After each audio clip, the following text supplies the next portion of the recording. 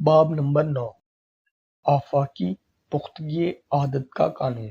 Horse مین کہتے ہیں عادت ایک ایسا رسہ ہے جس کے دھاگے ہم روز بنتے چلے جاتے ہیں اور آخرکار یہ اتنا مضبوط ہو جاتا ہے کہ ہم خود بھی اسے توڑ نہیں سکتے۔ اب ہم سب سے بڑے قانون قدرت کے تجزیے کی جانب آتے ہیں جسے آفاقی پختگی عادت کا قانون کہا جاتا ہے۔ مختصراً بیان کرتے ہوئے آفاقی پختگی عادت کا قانون عادات کو پختگی ادا کرنے کا قدرت کا ایک طریقہ کار ہے تاکہ جب ایک دفعہ ان کو چالو کر دیا جائے تو یہ خود بخود اپنے راستے پر گامزن رہے۔ انسانی عادات میں بھی اپنی نوعیت میں ایسی ہی ہیں جیسی کائنات کی عادات ہیں۔ ہر آدمی جہاں بھی ہے اور جو بھی ہے اس کی وجہ اس کے سوچنے اور کام کرنے کی عادات ہے۔ اس فلسفے کو بیان کرنے کا مقصد فرد کی ایسی عادات کی تشکیل دینے میں مدد کرنا ہے جو اسے اس جگہ جہاں وہ اس وقت کھڑا ہے اور اس مقام کی طرف لے کر جا سکے جہاں وہ زندگی میں کھڑا ہونا چاہتا ہے۔ تمام سائنسدان اور بہت سے عام آدمی بھی جانتے ہیں کہ قدرت مادے کے تمام عناصر اور توانائی کے درمیان پوری کائنات میں ایک مکمل توازن قائم رکھتی ہے۔ تمام کائنات نظم اور عادات کے ایک بے مہر نظام کے تحت چل رہی ہے جس میں کوئی تغیر نہیں اور کسی قسم کی انسانی جدوجہد یا کوشش اس میں کوئی تبدیلی پیدا نہیں کر سکتی۔ کائنات کی جانی بوجھی 5 حقیقتیں: زمان، مکان، توانائی، مادہ، دانش۔ یہ وہ ہیں جو دوسری جانی بوجھی حقیقتوں کو مستحکم عادات کی بنیاد پر ترتیب اور نظم میں تشکیل دیتی ہیں۔ یہ قدرت کی وہ تعمیراتی اکائیاں ہیں جن کی مدد سے وہ ریت کے ذرے سے لے کر خلا میں تیرتے ہوئے عظیم ترین ستارے پیدا کرتی ہے اور ہر اس چیز کو پیدا کرتی ہے جو انسان کے علم میں ہے یا جن کا انسانی ذہن تصور کر سکتا ہے۔ یہ جانے پہچانے حقائق ہیں، لیکن اس حقیقت کے بارے میں تحقیق کرنے کے لیے ہر کسی کے پاس نہ تو وقت اور نہ ہی دلچسپی ہوتی ہے کہ آفاقی پختگی عادت توانائی کا مخصوص اطلاق ہے جس سے قدرت نے ایٹموں اور مادے، ستاروں اور سیاروں کی کسی نامعلوم منزل کی طرف نہ ختم ہونے والے سفر، سال کے موسموں، دن اور رات، بیماری اور صحت، موت اور زندگی کے درمیان توازن کو قائم رکھا ہوا ہے۔ آفاقی پختگی عادت ایک واسطہ ہے جس کے ذریعے تمام عادات اور تمام انسانی تعلقات کو پائیداری کے مختلف درجوں میں قائم رکھا گیا ہے، اور ایک ایسا واسطہ ہے جس کے ذریعے افراد کی خواہشات اور مقاصد کے مطابق خیال کو ہم پلہ مادی قوت میں تبدیل کیا جاتا ہے۔ لیکن یہ حقائق قابل ثبوت ہے۔ کوئی بھی شخص ان لمحات کو مقدس گردان کر سکتا ہے جن کے دوران اس پر اس ناقابل فرار حقیقت کا انکشاف ہوتا ہے کہ انسان محض ایک آلہ ہے جس کے ذریعے اس سے عرفہ قوتیں اپنے آپ کو ظاہر کرتی ہیں۔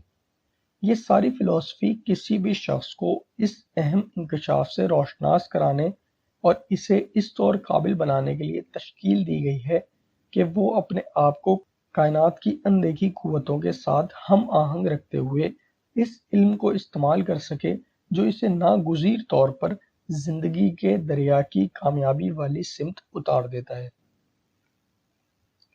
آفاقی پختگی عادت قدرت کی وہ نگران قوت ہے جو تمام قوانین قدرت کو ہم آہنگ اور منظم رکھتے ہوئے ایک ترتیب اور نظام کے تحت چلائی جاتی ہے۔ اس لیے یہ تمام قوانین قدرت میں سب سے زیادہ عظیم ہے۔ ہم دیکھتے ہیں کہ تمام ستارے اور سیارے اس قدر درستگی سے حرکت کر رہے ہیں کہ ماہرین فلکیات اب سے 20 سال بعد ان کی درست جگہ اور ایک دوسرے سے ان کے محل وقوع کا بلا کم و کاست تعین کر سکتے ہیں۔ ہم دیکھتے ہیں کہ سال کے موسم گھڑی کی جیسی باقاعدگی سے آتے اور جاتے ہیں۔ ہم جانتے ہیں کہ شاہ بلوط کے بیج سے شاہ بلوط کا درخت اگے گا اور گندم کے بیج سے گندم کا پودا نکلے گا، اور یہ کہ شاہ بلوط کا بیج کبھی یہ غلطی نہیں کرے گا کہ اس سے گندم کا پودا نکلے، اور نہ ہی کبھی گندم کے بیج سے شاہ بلوط کا درخت اگے گا۔ ہم جانتے ہیں کہ کوئی چیز بھی ایسی پیدا نہیں ہو سکتی جس کی خصوصیات اپنے آباء و اجداد سے مختلف ہوں۔ اس طرح کسی بھی شخص کے خیالات اپنی نوعیت اور مقصد کے مطابق نتائج پیدا کرتے ہیں، اور یہ اتنے ہی یقینی ہوتے ہیں جتنا آگ سے دھوئیں کا اٹھنا۔ آفاقی پختگی عادت ایک ایسا واسطہ ہے جس سے ہر زندہ چیز جس ماحول میں رہ رہی ہوتی ہے اسی ماحول کے اثرات لیتی ہے اور اسی کا حصہ بن جاتی ہے۔ اس طرح یہ صاف طور پر ظاہر ہے کہ کامیابی مزید کامیابی کو کھینچتی ہے اور ناکامی مزید ناکامی کو کھینچتی ہے۔ یہ ایک ایسی حقیقت ہے جسے انسان قدیم سے جانتا ہے، اگرچہ بہت کم لوگ اس عجیب مظہر کی اصل وجہ کو سمجھ سکے ہیں۔ یہ بھی ایک جانی پہچانی حقیقت ہے کہ وہ لوگ جو ناکام زندگی بسر کر رہے ہوتے ہیں، ان لوگوں کے ساتھ نزدیکی وابستگی کی وجہ سے جو کامیابی کے حوالے سے سوچتے ہیں اور عمل کرتے ہیں، نمایاں کامیابیاں حاصل کر لیتے ہیں۔ لیکن بہت کم لوگ جانتے ہیں کہ اس کامیابی کی وجہ آفاقی پختگی عادت کا قانون ہے، جو کامیاب آدمی کے ذہن سے کامیابی کا شعور اس ناکام آدمی کے ذہن میں منتقل کرتا ہے، جو اس کے ساتھ زندگی کے روزمرہ معاملات میں اس کے ساتھ بڑی گہری اور قریبی وابستگی رکھتے ہیں۔ جب بھی دو ذہن آپس میں ملتے ہیں تو ان کے ملاپ سے ایک تیسرا ذہن جنم لیتا ہے، جو اپنی خصوصیات کے اعتبار سے ان دونوں سے زیادہ طاقتور ذہن سے مشابہت رکھتا ہے۔ بہت سے کامیاب لوگ اس حقیقت کو پہچانتے ہیں اور بڑی فراغ دلی سے اعتراف کرتے ہیں کہ ان کی کامیابی کی ابتدا مثبت ذہنی رویے رکھنے والے کسی شخص کے ساتھ نزدیکی وابستگی سے ہوئی، جس سے مثبت ذہنی رویے کو انہوں نے شعوری طور پر یا لاشعوری طور پر اپنے لیے استعمال کیا۔ آفاقی پختگی عادت خاموش، اندیکھی اور ایک ایسی قوت ہے جس کا احساس ہم پانچوں حصوں میں سے کسی ایک بھی حص کے ذریعے نہیں کر سکتے۔ یہی وجہ ہے کہ اسے عام طور پر تسلیم نہیں کیا جاتا اور بہت سے لوگ قدرت کی غیر مادی طاقتوں کو سمجھنے کی کوشش ہی نہیں کرتے اور نہ ہی انہیں ان اصولوں میں کوئی دلچسپی ہوتی ہے۔ تاہم یہ ناقابل فہم اور تجریدی تصورات کائنات کی حقیقی قوتوں کی نمائندگی کرتے ہیں، اور یہ ہر اس چیز کی جو قابل محسوس اور مادی نوعیت کی ہے کی حقیقی بنیاد اور سرچشمہ ہے، جس سے یہ تمام حقیقی اشیاء اور مادیت پھوٹتی ہے۔ آفاقی پختگی عادت کے اصول کو اچھی طرح سمجھ لیں۔ آپ کو ایمرسن کے مضمون تلافی کو سمجھنے میں کسی مشکل کا سامنا نہیں ہوگا، کیونکہ اس نے جب یہ مشہور مضمون تحریر کیا تو آفاقی پختگی عادت کے اصول کی باہوں میں باہیں ڈال کر چل رہا تھا۔ اسی طرح سر آئزیک نیوٹن نے جب اپنا مشہور قانون ثقل دریافت کیا، وہ شعوری طور پر اس قانون کے بالکل قریب کھڑا تھا۔ اگر وہ اس سے تھوڑا سا مزید آگے جہاں اس کی دریافت ختم ہوئی تھی تو شاید وہ اسی قانون تک پہنچ جاتا جس نے ہماری چھوٹی سی زمین کو خلا میں اپنی جگہ پکڑ کر رکھا ہوا ہے، اور اس کا زمان و مکان کے حوالے سے دوسرے سیاروں کے ساتھ ایک خاص تعلق قائم رکھا ہوا ہے۔ یہی وہ قانون ہے جس نے انسانوں کو آپس میں ایک خاص تعلق کے ساتھ وابستہ رکھا ہوا ہے اور فرد کو اس کی عادات کے ذریعے اس کی اپنی ذات کے ساتھ وابستہ رکھا ہوا ہے۔ اصطلاح پختگی عادت اپنی تشریح خود کرتی ہے۔ یہ ایک ایسی قوت ہے جو مستحکم عادات کے ذریعے اپنا کام کرتی ہے۔ انسان سے نچلے درجے کی تمام تر زندہ مخلوق اپنی نسل کشی اور دوسری دنیاوی سرگرمیاں براہ راست آفاقی پختگی عادت کے اصولوں کے تحت انجام دیتے ہیں، جسے ہم جبلت کا نام دیتے ہیں۔ اپنے رہنے سہنے کی عادات میں صرف انسان کو انتخاب کی مراعات حاصل ہے، اور ان کو وہ اپنے خیالات کے انداز سے مقرر کر سکتا ہے، اور ہر فرد کو اپنے خیالات پر اختیار کا حق مکمل طور پر حاصل ہے۔ انسان خوف، حسد، لالچ اور غربت کی خود ساختہ حدود کے اندر رہتے ہوئے بھی سوچ سکتا ہے، اور آفاقی پختگی عادت ان سب کو ان کی ہم پلہ مادی شکل میں تبدیل کر سکتی ہے، یا وہ فراوانی اور بہتات کے حوالے سے سوچ سکتا ہے، اور یہی قانون اس کے خیالات کو مادی شکل میں تبدیل کر سکتا ہے۔ اس طرح کوئی بھی فرد اپنے خیالات کی تشکیل دینے کے استحقاق کو استعمال کرتے ہوئے اپنے دنیاوی مقدر پر حیران کن حد تک اختیار حاصل کر سکتا ہے، لیکن ایک مرتبہ جب یہ خیالات قطعی اشکال میں تشکیل پا جاتے ہیں تو یہ آفاقی پختگی عادت کے قانون مستحکم عادات کی شکل اختیار کر لیتے ہیں۔ اور یہ اسی شکل میں قائم رہتے ہیں جب تک ان کو ان سے مختلف اور طاقتور خیالات کے ساتھ تبدیل نہ کر دیا جائے۔ اب ہم سب سے زیادہ حیران کن حقیقت کا جائزہ لینے کی طرف آتے ہیں، اور وہ یہ حقیقت ہے کہ اکثر لوگ جو ترقی اور کامیابی کے بلند رتبے تک پہنچتے ہیں، ان کے ساتھ شاذ ہی ایسا ہوتا ہے جب تک وہ کسی ایسے حادثے یا ہنگامی صورتحال سے دوچار نہیں ہو جاتے جو ان کی روح کی گہرائیوں میں اتر جاتی ہے اور ان کو حالات کی اس نہج پر لے جاتی ہے جسے لوگ ناکامی کا نام دیتے ہیں۔ اس عجیب مظہر کی وجہ ان کی سمجھ میں فوراً آ جاتی ہے، جو آفاقی پختگی عادت کے قانون کو پوری طرح سمجھتے ہیں، کیونکہ یہ اس حقیقت پر مشتمل ہوتا ہے کہ تباہیاں یا حادثات انسان کی مستحکم عادات کو توڑنے کا باعث بنتے ہیں، وہ عادات جو آخرکار اسے ناکامی کے ناگزیر نتیجے تک لے جاتی ہے۔ اس طرح وہ وقتی طور پر آفاقی پختگی عادت کے شکنجے سے آزاد ہو جاتا ہے اور اسے نئی اور بہتر عادات تشکیل دینے کا موقع حاصل ہو جاتا ہے۔ جنگیں لوگوں کے ناموافق تعلقات کی کوکھ سے جنم لیتی ہیں۔ یہ ناموافقت لوگوں کے منفی خیالات کا نتیجہ ہوتی ہے، جو بڑھتے بڑھتے بہت بڑی صورت اختیار کر جاتے ہیں۔ کسی قوم کا جذبہ اس کے افراد کی سوچنے کی عادت کی مجموعی عکاسی کر رہا ہوتا ہے۔ یہی بات افراد کے حوالے سے بھی درست ہے، کیونکہ یہاں بھی فرد کے جذبے کا تعین اس کے سوچنے کی نمایاں عادات کرتی ہے۔ اکثر افراد کسی نہ کسی طریقے سے ساری عمر حالت جنگ میں رہتے ہیں۔ وہ اپنے ذاتی متصادم خیالات اور جذبات کے ساتھ جنگ کر رہے ہوتے ہیں۔ وہ اپنے خاندانی تعلقات اور اپنے پیشہ ورانہ اور سماجی تعلقات کے ساتھ حالت جنگ میں ہوتے ہیں۔ اس حقیقت کو پہچان لیں اور آپ اس حقیقی قوت کو سمجھ جائیں گے جو ان لوگوں کو حاصل ہوتی ہے جو سنہرے اصول کے مطابق زندگی بسر کرتے ہیں، کیونکہ یہ عظیم اصول آپ کو ذاتی اختلافات پر مبنی جنگی کارروائیوں سے بچاتا ہے۔ اس کی شناخت کر لیں اور آپ ایک قطعی اہم مقصد کے حقیقی مقصد اور فوائد کو خود بخود سمجھ جائیں گے، کیونکہ ایک مرتبہ جب یہ مقصد سوچنے کی عادت کے ذریعے مقرر کر لیا جاتا ہے تو اس پر آفاقی پختگی عادت اپنا تسلط قائم کر لیتی ہے اور اسے جو بھی عملی ذریعہ میسر آ سکے اس کی مدد سے اسے اس کے منطقی نتیجے تک پہنچا دیتی ہے۔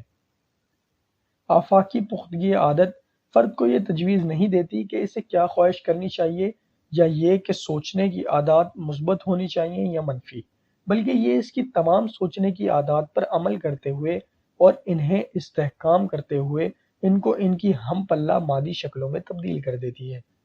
یہ نہ صرف افراد کی سوچنے کی عادات کو مستحکم کرتی ہے بلکہ گروہوں اور لوگوں کے طبقات کے سوچنے کی عادات کو مستحکم کرتی ہے۔ یہی اصول اس فرد پر لاگو ہوتا ہے جو بیماری کے حوالے سے سوچتا اور بات کرتا ہے۔ شروع میں اسے مراقی، وہ شخص جو محض تصوراتی بیماری کا شکار ہو، خیال کیا جاتا ہے، لیکن جب وہ اس عادت کو مستقل اپنا لیتا ہے تو بیماری ظاہر ہونا شروع ہو جاتی ہے یا اس سے بہت زیادہ ملتی جلتی علامات ظاہر ہونے لگتی ہیں۔ آفاقی پختگی عادت اس میں اہم کردار ادا کرتی ہے، کیونکہ یہ بات ایک حقیقت ہے کہ جو خیال ذہن میں تکرار کے ساتھ قائم رکھا جائے وہ فوری طور پر ہر اس عملی ذریعے سے جو اسے میسر آ سکے اپنے مادی متبادل کی صورت اختیار کرنے لگتا ہے۔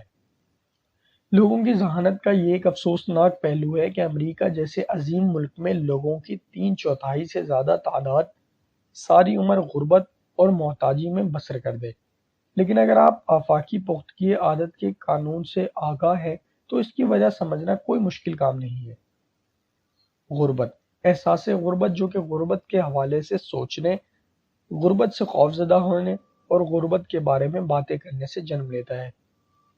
اگر آپ عمارت کی خواہش کرتے ہیں، اپنے ذہن کے تحت الشعور کو عمارت پیدا کرنے کا حکم دیتے ہیں اور اس طرح احساس عمارت کو فروغ دیتے ہیں تو آپ خود دیکھیں گے کہ کتنی جلدی آپ کی معاشی حالت بہتر ہو جاتی ہے۔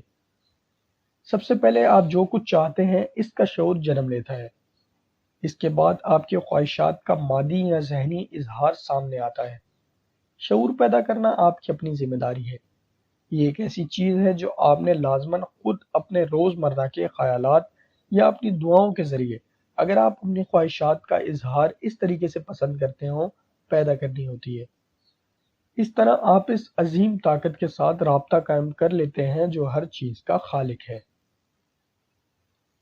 ایک عظیم مفکر نے کہا تھا، میں اس نتیجے پر پہنچا ہوں کہ غربت کو قبول کر لینا یا بیماری کو قبول کر لینا یقین سے محرومی کا کھلم کھلا اعتراف ہے۔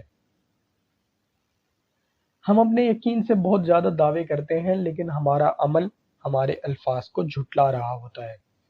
یقین ایک ایسی ذہنی حالت کا نام ہے جو صرف عمل کے نتیجے میں استقرار پاتی ہے۔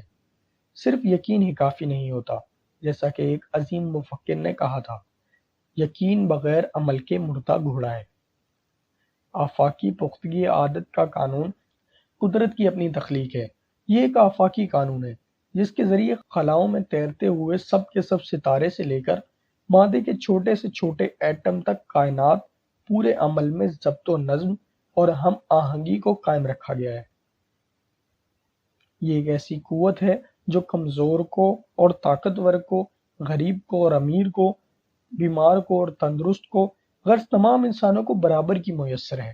یہ تمام انسانی مسائل کا حل مہیا کرتی ہے۔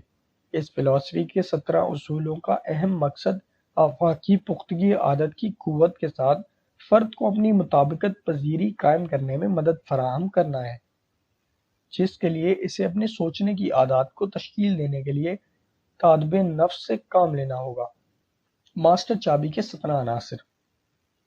آئیے اب ان اصولوں کا مختصراً جائزہ لیتے ہیں تاکہ ہم آفاقی پختگی عادت کے ساتھ ان کے تعلق کو سمجھ سکیں۔ آئیے یہ بھی جائزہ لیں کہ کیوں کر آپس میں یہ اس طرح سے ملے ہوئے ہیں کہ ایک دوسرے میں مدغم ہو کر اس ماسٹر چابی کو تشکیل دیتے ہیں جو ہر قسم کے مسئلے کے حل کے لیے دروازے کھول دیتی ہے۔ ہم اپنے تجربے کی ابتدا اس فلسفے کے پہلے اصول سے کریں گے۔ نمبر 1، چند قدم زیادہ چلنے کی عادت۔ اس اصول کو اولین حیثیت اس لیے دی گئی ہے کیونکہ یہ مفید خدمات انجام دینے کے لیے ذہن کو تیار کرنے میں مددگار ہوتا ہے، اور یہ تیاری دوسرے اصول کے اطلاق کا راستہ ہموار کرتی ہے۔ نمبر 2، مقصد کی قطعیت۔ اس اصول کی مدد سے کوئی بھی شخص چند قدم زیادہ چلنے کے اصول کو ایک مقررہ اور متعین سمت میں ڈال سکتا ہے، اور اس بات کو یقینی بنا سکتا ہے کہ یہ اس کے اہم مقصد کی سمت میں لے کر جائے اور اس کے اثرات اپنی خاصیت میں مجموعی نوعیت کے ہوں۔ صرف یہ 2 اصول ہی ایک انسان کو کامیابی کی سیڑھی سے کافی اوپر تک لے جا سکتے ہیں، لیکن وہ لوگ جن کی زندگی کے مقاصد بلند ہوتے ہیں اور وہ ان کے حصول کے لیے جد و جہد کر رہے ہوتے ہیں، ان کو اپنے اس سفر کے دوران کافی مدد کی ضرورت ہوتی ہے، اور یہ تیسرے اصول کے اطلاق سے حاصل کی جا سکتی ہے۔ نمبر 3، ماسٹر ذہن۔ اس اصول کے اطلاق سے کسی بھی شخص کو اپنی ذہنی استعداد میں ایک ایسے نئے پن اور اضافے کا احساس ہوتا ہے جو انفرادی ذہن کے بس میں نہیں ہوتا۔ یہ ذاتی کمزوریوں اور خامیوں پر پل کا کام کر دیتا ہے، اور جو اس اصول کا اطلاق کرتا ہے اسے ضرورت پڑنے پر انسانیت کا وہ مجموعی علم مہیا کرتا ہے جو مختلف ادوار سے گزرتے ہوئے جمع کیا گیا ہے۔ لیکن قوت کا یہ احساس اس وقت مکمل نہیں ہوتا جب تک وہ شخص چوتھے اصول سے رہنمائی حاصل کرنے کے فن سے آشنا نہیں ہوتا۔ نمبر 4، عملی یقین۔ یہاں پہنچ کر فرد عظیم دانش کی قوت کے ساتھ ہم آہنگی اختیار کرنا شروع کر دیتا ہے۔ یہ فائدہ صرف اس شخص کو حاصل ہو سکتا ہے جس نے اسے وصول کرنے کے لیے اپنے ذہن کو تیار کیا ہو۔ یہ وہ مقام ہے جہاں انسان تمام قوتوں کے سرچشمے کے ساتھ یکتائی حاصل کر کے اپنے تمام خدشات، شکوک اور پریشانیوں پر قابو پاتے ہوئے اپنے ذہن پر مکمل اختیار حاصل کرنا شروع کر دیتا ہے۔ ان 4 اصولوں کو بجا طور پر اربع عظیم یعنی 4 بڑے کا نام دیا گیا ہے، کیونکہ یہ اس سے بہت زیادہ قوت مہیا کرنے کے قابل ہوتے ہیں جس کی ایک عام آدمی کو ذاتی کامیابی کی بلندی تک پہنچنے کے لیے ضرورت ہوتی ہے، لیکن یہ صرف ان لوگوں کے لیے کارآمد ہوتے ہیں جن کی کامیابی حاصل کرنے کے لیے دیگر خصوصیات بھی موجود ہوتی ہیں، مثلاً وہ خصوصیات جو 5واں اصول مہیا کرتا ہے۔ نمبر 5، خوشگوار شخصیت۔ ایک خوشگوار شخصیت ایک شخص کو اس قابل بناتی ہے کہ وہ اپنے آپ کو اور اپنے خیالات کو دوسرے لوگوں کے پاس بیچ سکے کیونکہ ان تمام افراد کے لیے جو ماسٹر ذہنی اتحاد میں رہنما اثر و رسوخ حاصل کرنا چاہتے ہیں، یہ ایک ضروری امر ہے۔ لیکن آپ کو احتیاط کے ساتھ جائزہ لینا ہوگا کہ کس طرح قطعی طور پر گزشتہ 4 اصول کسی شخص کو خوشگوار شخصیت عطا کرنے کا موجب بنتے ہیں۔ یہ 5 اصول ایک شخص کو حیرت انگیز قوت عطا کرنے کے قابل ہیں، لیکن یہ قوت اتنی نہیں ہوتی کہ شکست یا ناکامی کے خلاف اس کو مکمل تحفظ فراہم کر سکے، کیونکہ شکست یا ناکامی ایک ایسی صورتحال ہے جس کا سامنا ہر شخص اپنی زندگی میں کئی مرتبہ کرتا ہے۔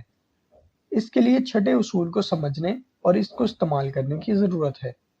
نمبر 6، شکست یا ناکامی سے سیکھنے کی عادت۔ دھیان دیں کہ یہ اصول لفظ عادت پر ختم ہوتا ہے، جس کا مطلب یہ ہے کہ شکست یا ناکامی کے تمام تر حالات میں اس اصول کو عادت کے طور پر قبول کرنا ہوگا اور عادت کے طور پر ہی اس کا اطلاق کرنا پڑے گا۔ یہ اصول انسان کے لیے امید کے ایسے چراغ جلاتا ہے جن کی روشنی میں وہ اپنے زیادہ تر منصوبے ناکام ہونے کی صورت میں نئے سرے سے اپنی جدوجہد کا آغاز کر سکتا ہے۔ جیسا کہ منصوبوں کا کسی ایک یا دوسرے موقع پر ناکام ہو جانا ایک ناگزیر عمل ہے۔ مشاہدہ کریں کہ ان 6 اصولوں کے اطلاق سے شخصی قوت کے سرچشمے میں کس قدر اضافہ ہو گیا ہے۔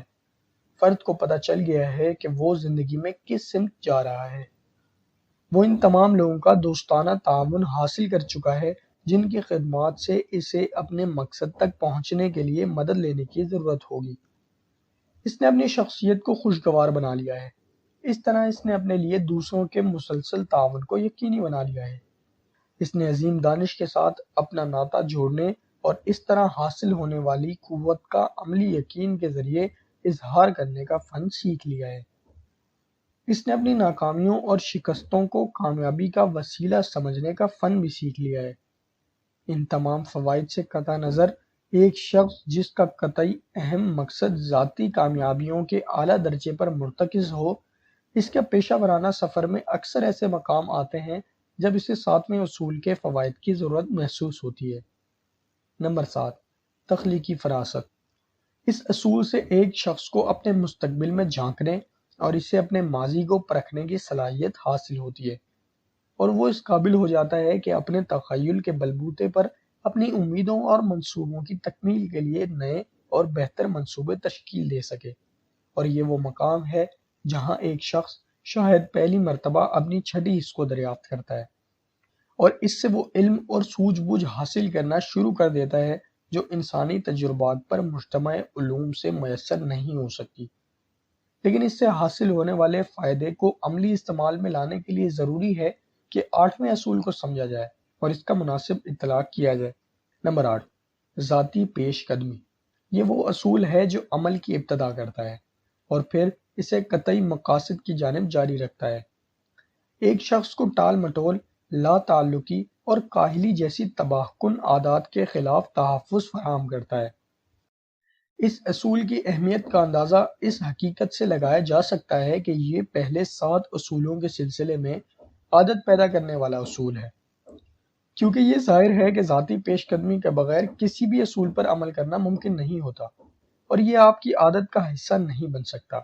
اس کی اہمیت کا مزید اندازہ اس حقیقت کو سمجھنے سے ہوتا ہے کہ اس کی مدد سے ایک شخص اپنے خیالات کی قوت پر مکمل اور جامع اختیار حاصل کر سکتا ہے، اور یہ واحد چیز ہے جو خالق نے اس کے اختیار میں رکھی ہے۔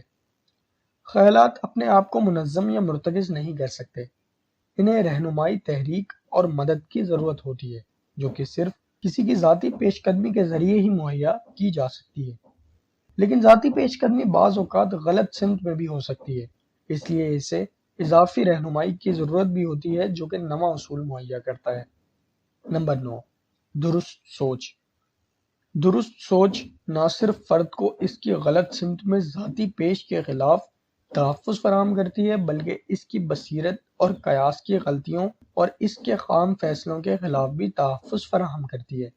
یہ فرد کو اس کے اپنے ناقابل اعتماد جذبات کے خلاف بھی ان میں عقلی ترمیم کرتے ہوئے تحفظ فراہم کرتی ہے۔ جو شخص ان 9 اصولوں میں مکمل مہارت حاصل کر لیتا ہے وہ بہت زیادہ قوت کا مالک بن جاتا ہے، لیکن یہ ذاتی قوت ایک خطرناک قوت بھی ہو سکتی ہے اور اکثر اوقات ہوتی بھی ہے۔ اگر اسے 10ویں اصول کے ذریعے قابو میں رکھتے ہوئے اس کا رخ مناسب سمت میں نہ رکھا جائے۔ نمبر 10، ضبط نفس۔ ضبط نفس محض طلب کرنے سے حاصل نہیں ہو سکتا اور نہ ہی اسے فوری طور پر پیدا کیا جا سکتا ہے۔ یہ سالوں پر محیط ارکریزی سے بڑی احتیاط کے ساتھ قائم کی گئی اور اتنی ہی احتیاط کے ساتھ برقرار رکھی گئی عادات کی کوکھ سے جنم لیتا ہے۔ لہٰذا ہم اس مقام پر آ گئے ہیں جہاں ارادے کی قوت کو متحرک کرنے کی ضرورت ہوتی ہے، کیونکہ ضبط نفس محض ارادے کی پیداوار ہے۔ بہت سے لوگ پہلے 9 اصولوں کے اطلاق سے بہت زیادہ بلند مقام تک پہنچ چکے ہیں، لیکن انہیں محض تباہی کا سامنا ہوتا ہے۔ یہاں اپنی قوت کے استعمال میں ضبط نفس کے فقدان کی وجہ سے دوسروں کو شکست کی جانب لے کر چلے جاتے ہیں۔ اس اصول میں جب مہارت حاصل کر لی جائے اور اس کا اطلاق کیا جائے تو یہ فرد کو اس کے سب سے بڑے دشمن پر مکمل اختیار عطا کرتا ہے، جو کہ خود اس کی ذات ہے۔ ضروری ہے کہ ضبط نفس کی ابتدا 11ویں اصول کے اطلاق سے کی جائے۔ نمبر 11، جدوجہد کا ارتکاز۔ ارتکاز کی قوت بھی ارادے کی کوکھ سے جنم لیتی ہے۔ اس کا ضبط نفس کے ساتھ اس قدر قریبی تعلق ہے کہ دونوں کو اس فلسفے کا جڑواں بھائی کہا جاتا ہے۔ ارتکاز ایک فرد کی توانائیوں کو منتشر ہونے سے بچاتا ہے اور اسے اپنے قطعی اہم مقصد کے ہدف پر اپنا ذہن مرتکز رکھنے میں مدد فراہم کرتا ہے، حتیٰ کہ ذہن کا تحت الشعور والا حصہ اسے اپنے تصرف میں لے کر آتا ہے اور وہاں اس کو آفاقی پختگی عادت کے قانون کے ذریعے اس کی ہم پلہ مادی صورت میں تبدیل کر دیتا ہے۔ یہ ایک تصویر کو کیمرے کی آنکھ کی طرح فرد کے اہداف اور مقاصد کو پوری تفصیل کے ساتھ ذہن کے تحت الشعور حصے میں محفوظ کر لیتا ہے، جہاں پہنچ کر ان کی تکمیل ناگزیر ہو جاتی ہے۔ اب دوبارہ جائزہ لیں اور دیکھیں کہ کس طرح ایک 11 اصولوں کے اطلاق سے ایک شخص کی ذاتی قوت میں بے شمار اضافہ ہوا ہے، لیکن یہ بھی زندگی میں پیش آنے والی ہر صورتحال کے لیے کافی نہیں ہے، کیونکہ بعض اوقات ایسے لمحات بھی آ جاتے ہیں جب فرد کو بہت سے لوگوں کے دوستانہ تعاون کی ضرورت محسوس ہوتی ہے، مثلاً کاروبار میں خریداروں کی، کسی پیشے میں گاہکوں کی، یا کسی عوامی عہدے کے حصول کے لیے ووٹروں کی۔ ان سب کے لیے 12ویں اصول کے اطلاق کی ضرورت محسوس ہوتی ہے۔ نمبر 12، تعاون۔ تعاون ماسٹر ذہن کے اصول سے اس لحاظ سے مختلف ہوتا ہے کہ یہ انسانی تعلقات پر مشتمل ہوتا ہے۔ اس میں مکمل ذہنی اتحاد کی ضرورت نہیں ہوتی، جو کہ ایک قطعی مقصد کو حاصل کرنے کے لیے ضروری ہوتا ہے۔ دوسرے لوگوں کے تعاون کے بغیر کوئی شخص ذاتی کامیابی کے اعلیٰ مدارج طے نہیں کر سکتا، کیونکہ تعاون ایک ایسا وسیلہ ہے جس کے ذریعے کوئی شخص دوسرے لوگوں کے دلوں میں اپنے لیے جگہ پیدا کر سکتا ہے، جسے بعض اوقات خیر سگالی کا نام دیا جاتا ہے۔ دوستانہ تعاون تاجر کے پاس صارفین کو اس کی اشیاء کے بار بار کے خریدار کے طور پر واپس لاتا ہے، پیشہ ور افراد کے لیے ان کے گاہک پیدا کرتا ہے۔ اس طرح یہ ایک ایسا پھول ہے جو ہر کامیاب آدمی کی کامیابی کے فلسفے کے پس پشت کار فرما ہوتا ہے، قطع نظر اس کے پیشے یا مصنوعات کے جو وہ تیار کرتا ہے۔ 13ویں اصول کے اطلاق سے کوئی بھی شخص زیادہ آسانی اور آمادگی کے ساتھ دوسروں کا تعاون حاصل کر سکتا ہے۔ نمبر 13، ولولہ اور جوش۔ ولولہ اور جوش ایک ایسی متعدی ذہنی حالت ہے جو نہ صرف دوسروں کا تعاون حاصل کرنے میں مددگار ہوتی ہے، بلکہ اس پہلو سے بھی بہت اہم ہے کہ یہ فرد کو اپنے تصورات کی قوت سے فائدہ اٹھانے اور اسے استعمال کرنے پر اکساتی ہے۔ یہ ذاتی پیش قدمی کے اظہار میں بھی عمل کی روح پھونکتی ہے اور جدوجہد کے ارتکاز کی عادت کو فروغ دیتی ہے۔ سب سے بڑھ کر یہ خوشگوار شخصیت کی ایک اہم خاصیت ہے اور چند قدم زیادہ چلنے کے اصول کے اطلاق کو آسان بناتی ہے۔ ان کے علاوہ ولولہ اور جوش بولے گئے افراد کو قوت اور یقین کی دولت سے سرفراز کرتا ہے۔ ولولہ اور جوش محرک کی پیداوار ہے، لیکن 14ویں اصول کی مدد کے بغیر اس کا برقرار رکھنا مشکل ہے۔ نمبر 14، صحت کی عادت۔ ایک مضبوط اور اچھی جسمانی صحت ذہنی کارکردگی کے لیے ایک مناسب رہائشی جگہ مہیا کرتی ہے، جبکہ ایک پائیدار کامیابی کے لیے اس کا ہونا ضروری ہے۔ یہاں لفظ کامیابی خوشی کے تمام لوازمات کا احاطہ کرتا ہے۔ یہاں دوبارہ لفظ عادت نمایاں نظر آتا ہے، کیونکہ اچھی صحت کی ابتدا رہنے سہنے کی درست عادات سے فروغ پاتی ہے اور ضبط نفس کے ذریعے قائم رکھی جاتی ہے۔ اچھی صحت ولولے اور جوش کی بنیادیں فراہم کرتی ہے اور ولولہ اچھی صحت کی حوصلہ افزائی کرتا ہے۔ لہٰذا یہ دونوں آپس میں مرغی اور انڈے کی مانند ہیں۔ کوئی بھی شخص اس بات کا تعین نہیں کر سکتا کہ پہلے انڈا آیا تھا یا مرغی، لیکن ہر کوئی جانتا ہے کہ کسی ایک پیدائش کے لیے دونوں ضروری ہیں۔ صحت اور ولولہ آپس میں اسی طرح ہیں۔ انسانی ترقی اور خوشحالی کے لیے دونوں ہی ضروری ہیں۔ اب دوبارہ فہرست بنائیں اور ان فوائد کو شمار کریں جو فرد ان 14 اصولوں کے اطلاق سے حاصل کر چکا ہے۔ ان کا تناسب اس قدر بلند ہے کہ تصور چکرا جاتا ہے، لیکن یہ ابھی تک اس سطح پر نہیں پہنچ سکے کہ کسی شخص کو ناکامی سے بچا سکے، لہٰذا ہمیں 15ویں اصول کا سہارا لینا پڑتا ہے۔ نمبر 15، وقت اور رقم کا بجٹ۔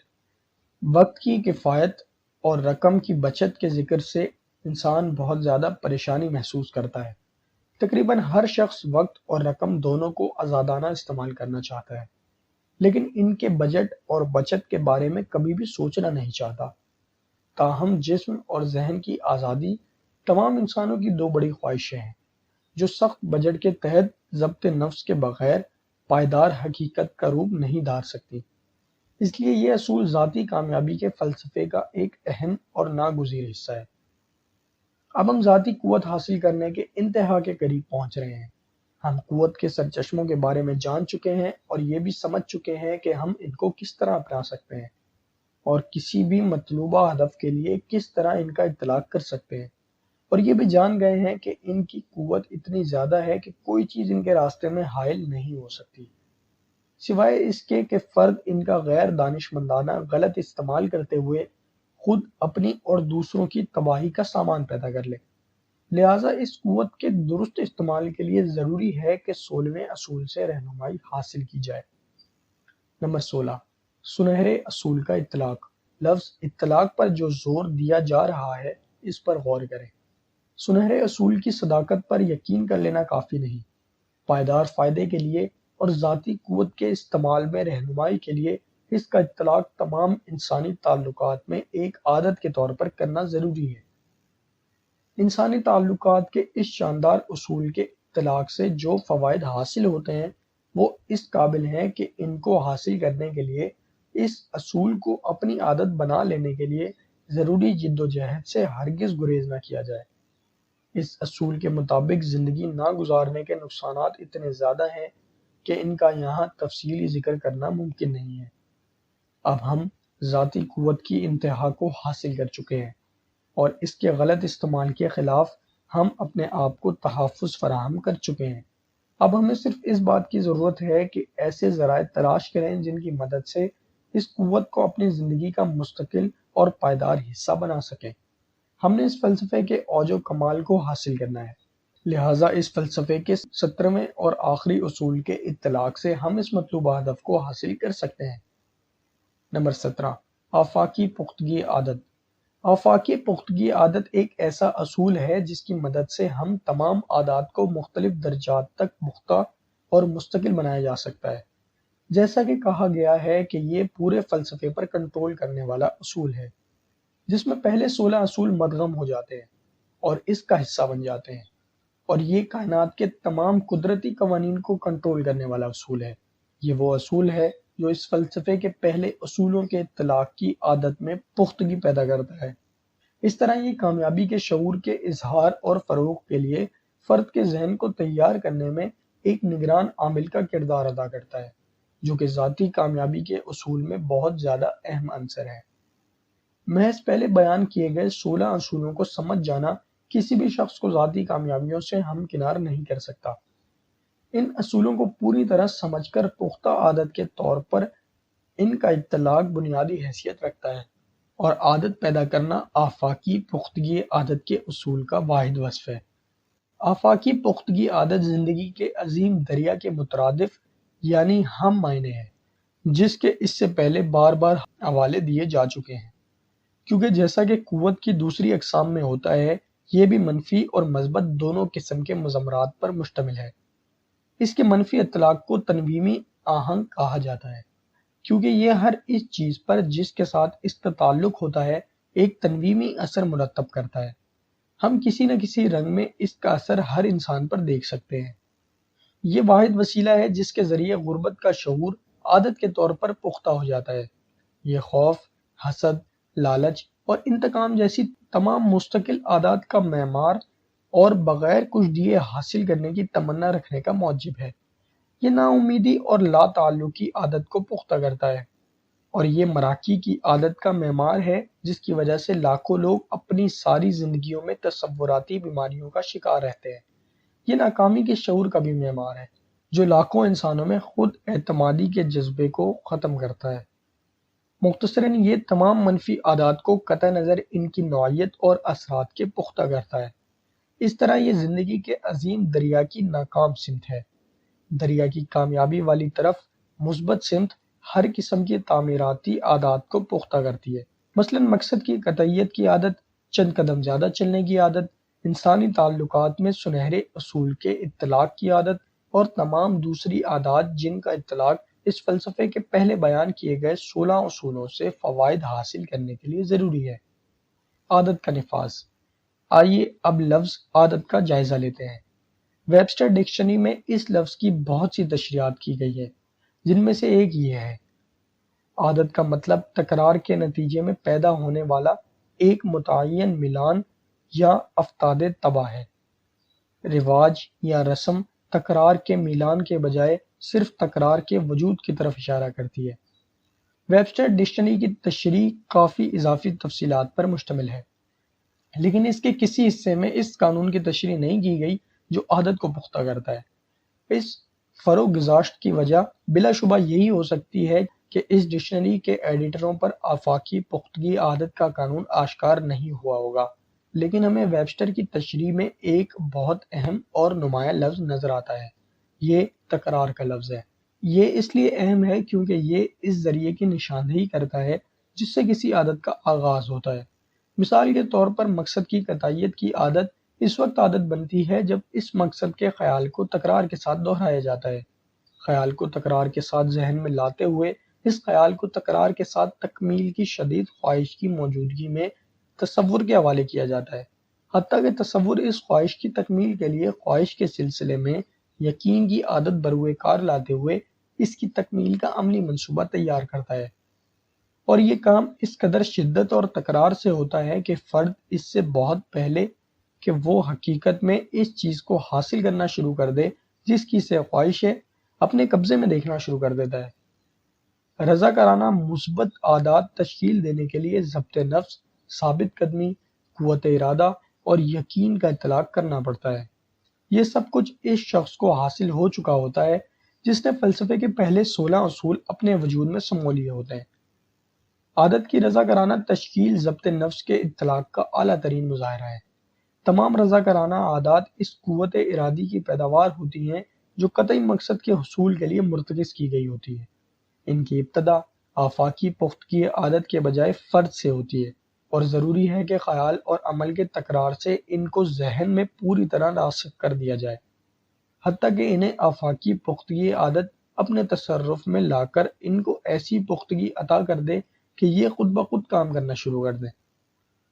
ذاتی کامیابی کے فلسفے کے حوالے سے لفظ عادت ایک اہم لفظ ہے، کیونکہ یہ کسی بھی شخص کی معاشی، سماجی، پیشہ ورانہ اور روحانی حالت کی وجوہات کی نمائندگی کرتا ہے۔ ہم زندگی کے جس مقام پر ہیں اور جس حالت میں ہیں، اس کی اصل وجہ ہماری پختہ عادات ہوتی ہیں، اور ہم جو کچھ بھی بننا چاہتے ہیں یا زندگی میں جو کچھ بھی حاصل کرنا چاہتے ہیں وہ صرف ہماری رضاکارانہ عادات کے فروغ اور استقرار ہی سے ممکن ہو سکتا ہے۔ اس طرح ہم دیکھتے ہیں کہ پورے فلسفے کا انحصار آفاقی پختگی عادت کے اصول اور فہم کے اطلاق پر ہے، جو کہ عادات میں پختگی پیدا کرنے والی ایک اہم قوت ہے۔ اس فلسفے کے 16 اصولوں میں سے ہر ایک کا اہم مقصد فرد کو ایسی مخصوص عادات اپنانے میں مدد فراہم کرنا ہے جن کے ذریعے وہ اپنے ذہن پر مکمل کنٹرول اور تصرف حاصل کر سکے، اور یہ بھی ایک عادت کی شکل میں ہونا چاہیے۔ ذہنی قوت عام طور پر زندگی کے دریا کی ایک سمت میں مصروف کار رہتی ہے۔ اس فلسفے کا مقصد فرد کو سوچ اور عمل کی ایسی عادات تشکیل دینے میں مدد فراہم کرتا ہے جو اس کے ذہن کو زندگی کے دریا کی کامیاب سمت میں مصروف رکھ سکے۔ اس فلسفے کا یہی واحد مقصد ہے۔ اس فلسفے میں مہارت حاصل کرنے اور اسے اپنے اندر سمو لینے کی دوسری اشیاء کی طرح ایک قطعی قیمت جو کہ اس کے فوائد سے لطف اندوز ہونے سے پہلے لازماً ادا کرنی ہوتی ہے، یہ قیمت دوسری چیزوں کے علاوہ اندرونی چوکنا پن، ارادہ، ثابت قدمی اور بجائے غربت، بدحالی اور فریب نظری کے متبادلات کو قبول کرنے اور زندگی کو اپنی مرضی کے مطابق گزارنے کا پختہ ارادہ ہے۔ ہم زندگی کے ساتھ دو طرح کے تعلق پیدا کر سکتے ہیں، ایک یہ کہ ہم گھوڑے بن جائیں اور زندگی ہم پر سوار ہو جائے، اور دوسرا یہ کہ ہم زندگی کو گھوڑا بنا لیں اور خود اس پر سوار ہو جائیں، اور یہ انتخاب کہ کوئی شخص گھوڑا بنتا ہے یا سوار شخص کے اپنے ہاتھ میں ہوتا ہے۔ لیکن یہ بات یقینی ہے کہ اگر ایک شخص سوار بننے کا انتخاب نہیں کرتا تو وہ گھوڑا بننے پر مجبور ہو جائے گا، کیونکہ زندگی یا تو سوار ہوتی ہے یا سواری مہیا کرتی ہے، محض جامد کھڑی نہیں رہ سکتی۔ انا اور آفاقی پختگی عادت۔ اس فلسفے کے طالب علم کی حیثیت سے آپ اس طریقہ کار کو سمجھنا چاہتے ہیں جس کے ذریعے خیال کی قوت کو اس کی ہم پلہ مادی عنصر میں تبدیل کیا جا سکتا ہے۔ آپ یہ جاننے میں بھی لازماً دلچسپی رکھتے ہوں گے آپ دوسروں کے ساتھ ہم آہنگی کے جذبے کے ساتھ کیسے وابستہ ہو سکتے ہیں۔ بدقسمتی سے ہمارے پبلک اسکول ان دونوں اہم ضروریات کے بارے میں خاموش ہیں۔ جیسا کہ ڈاکٹر ہنری لنک نے کہا ہے، ہمارے تعلیمی نظام کا ارتکاز ذہنی صلاحیتوں کے فروغ پر ہے اور یہ شعور دینے میں ناکام ہو چکا ہے۔ ہم اپنے جذباتی اور شخصی عادات کو کیسے تشکیل دیں اور انہیں کس طرح سے بہتر بنائیں، اس کا الزام بے بنیاد نہیں ہے۔ پبلک اسکول کا نظام یہ فرض ادا کرنے میں ناکام ہو چکا ہے جس کی شکایت ڈاکٹر لنک نے کی ہے۔ اس کی اصل وجہ یہ ہے کہ آفاقی پختگی عادت کا قانون حال ہی میں دریافت ہوا ہے اور ابھی تک ماہرین تعلیم کی ایک بڑی تعداد نے اسے پوری طرح تسلیم ہی نہیں کیا۔ ہر شخص جانتا ہے کہ جب ہم چلنا شروع کرتے ہیں اور اس سے لے کر مرنے تک ہم ہر کام جو کرتے ہیں وہ عادت کا نتیجہ ہوتے ہیں۔ چلنا اور باتیں کرنا عادت ہے، ہمارے کھانے اور پینے کا انداز عادت ہے، ہماری جنسی سرگرمیاں عادت کا نتیجہ ہیں، ہمارے دوسروں کے ساتھ تعلقات خواہ یہ مثبت نوعیت کے ہوں یا منفی نوعیت کے، عادت کا نتیجہ ہیں۔ لیکن کوئی شخص یہ نہیں جانتا کہ ہماری عادات کس طرح اور کیوں تشکیل پاتی ہیں۔ عادات کا انسان کی انا کے ساتھ ایک قریبی تعلق پایا جاتا ہے، لہٰذا آئیے سب سے پہلے انا کا تجزیہ کرتے ہیں، جو کہ ایک ایسا موضوع ہے جسے ہمیشہ غلط طور پر سمجھا گیا ہے۔ لیکن آئیے سب سے پہلے اس حقیقت کو تسلیم کریں کہ انا ایک ایسا وسیلہ ہے جس کے ذریعے یقین اور دوسری تمام ذہنی کیفیات کام کرتی ہیں۔ اس سارے فلسفے کے دوران جامد یقین اور محرک یقین کے درمیان امتیاز پر بہت زیادہ زور دیا گیا ہے۔ انا تمام اعمال کے اظہار کا ایک وسیلہ ہے، لہٰذا ہمیں اس کی نوعیت اور امکانات کے بارے میں کچھ علم ضرور ہونا چاہیے۔ ہمیں علم ہونا چاہیے کہ انا کو کس طرح عمل کے لیے ابھارا جا سکتا ہے اور قطعی مقاصد کے حصول کے لیے اس کو کس طرح استعمال اور کنٹرول کیا جا سکتا ہے۔ سب سے بڑھ کر ہم اکثر اوقات